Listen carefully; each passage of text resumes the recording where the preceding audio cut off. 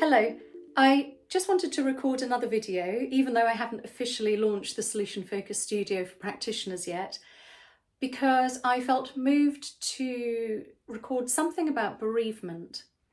As I record this video today, in the UK we have recently lost Queen Elizabeth II, and whether you were a supporter or not, or perhaps you were living in a different country, it would be really difficult to not have noticed the very large outpouring of grief. A very visible death or loss like this throws the bereavement process very much into the spotlight. We saw Queen Elizabeth's immediate family grieving. We saw people leaving thousands of bouquets of flowers and people also crying in the street. And while we or they may be mourning the passing of the Queen, the person, it can also cause us to reflect on losses in our own lives. The late Queen was also a parent and a grandparent, and actually even a great-grandparent too. So her death may have particularly touched people who recently lost a friend or close relative.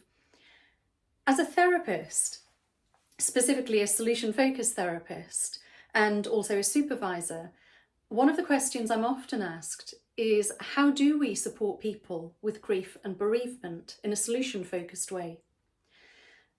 Myself, I've done quite a bit of training in bereavement support, and not all of it was solution-focused. Yet I still feel that the solution-focused way of supporting clients with grief remains the best, i.e. the most useful way from my own experience working with clients. On many courses that I attended, I learned a great deal about things like models of grief, and they're very interesting. So for example, the 5 stages of grief, or the 7 stages of grief, and so on.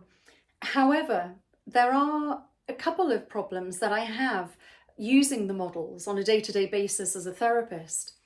The first is that we already know that there is no one correct way to grieve. Everybody's experience of grief will be different because relationships, people, that we're all very unique. And secondly, if we're being really solution focused about things, then we're really not acting as an expert in the room. The client is very much the expert in their life. So we really don't need to work with models like that. What am I going to do with a model with a client? Does it really help a client if I try to fit them into a particular stage of grief? No. Does it help a client or help me with a client if I try and explain what I think would be the correct roadmap through their grief or bereavement? Absolutely not. So what's really important, if we are being solution focused, is that we start right at the beginning by asking the client what they want from the session. Just in the same way we'd start any session, excuse me, we need to know what the client wants from it. And I've recently had supervision clients who feel a little bit nervous about supporting clients with bereavement, and they expressed an issue with asking the client about their best hopes at the beginning of a session, probably fearing that the client might either be expecting us to fix the grief or somehow take the grief away. Or perhaps the client, in response to the best hopes question, might say, well, I'd have my mother back, or I'd have my gran back. And honestly, that's not really going to happen, not seriously. And even if it does, it's just the client expressing that hope. That is their best hope. The client already knows that you can't do anything to bring that person back. No one can do that. But what we can ask is what their best hopes are from talking to us today, what their best hopes are from this session. And that makes everything geared towards the client and their solution. And it keeps the grieving situation realistic and relatable to them. By asking their best hopes at the session, the client will naturally open up about what their solution will look like and what they will want to achieve from today and working with you today. What they will be noticing that's going differently when they've healed from this loss and they start to envisage a future where they are either coping better despite the loss or feel that they've healed more and have gone back to their, I suppose, what they would call their ordinary life despite the loss. So what I'm saying is only once we know what the client wants from the session, their best hopes from the session, can we start to elicit more detail about what that looks like in the client's life. So following that, following their best hopes, I might open the conversation more towards coping questions or noticing questions. For example, if it's suitable for your client, what would be the first tiny sign that you're coping better? When might you notice that? And who's close to you? What tiny sign might they notice that would tell them that you are coping better or moving forward in the way that's right for you? If it was right for your client, or if it's right for your client, you might even think about using a scale where 10 represents the ideal outcome in the situation, using the client's language, of course. 10 might perhaps represent having life returned back to normal, the client feeling healed and getting on with their life. Their ideal outcome might be something like that for the situation. 0 might represent no progress, things staying as they are, or perhaps things being the worst they've ever been. So where are they on that scale getting towards the 10? So scales can be a really useful tool too in supporting people with grief and bereavement. There are other useful questions, including resource-based questions that we can ask in these sessions. So for example, how have you been managing to cope so far? What already helps you? And how did you come up with that wonderful idea? How did you know that that would help you?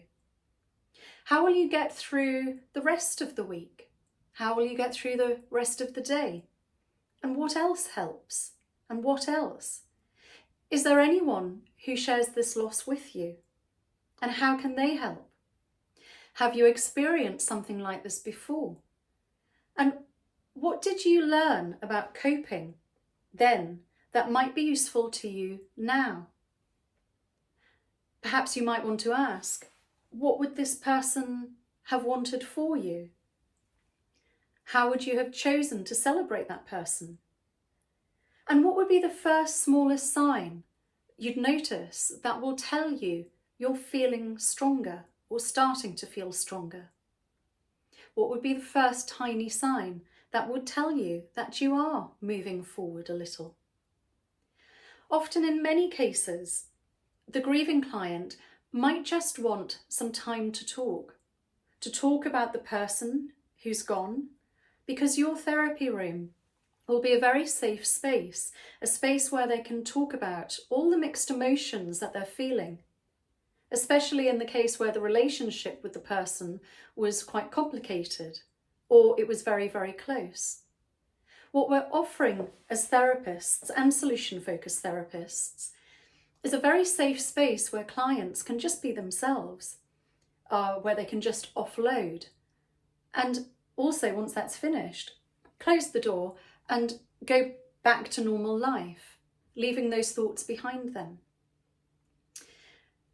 I like to think in bereavement therapy, or any therapy that's supporting a client through any significant loss, sometimes we really are there to just hold space for the client, a safe space where clients can explore how they're feeling and explore their way forward. It's usually quite invaluable to them to have that resource. But also, I always think it's a real privilege for us as a therapist to walk alongside someone at this quite extraordinary time in their life, because it's often a time of great vulnerability for the client. Anyway, those are my thoughts for the day, and I hope in some way they might be useful to you. What I'm going to do is I'm going to upload a sheet of, it's a list of solution-focused questions that I use myself when I'm supporting clients who are experiencing grief or bereavement. And I hope they will be of some use to you in that wonderful job that you do. So whatever you're doing this weekend, do stay safe, and I'll catch up with you again on another video soon. If you do have any specific areas or questions you might like me to talk about, do drop me a line, and time permitting, I'll do my best to cover them. Remember, I'm also a solution-focused supervisor, so do feel free if you want to book a session with me if you need more personalised support. Bye for now.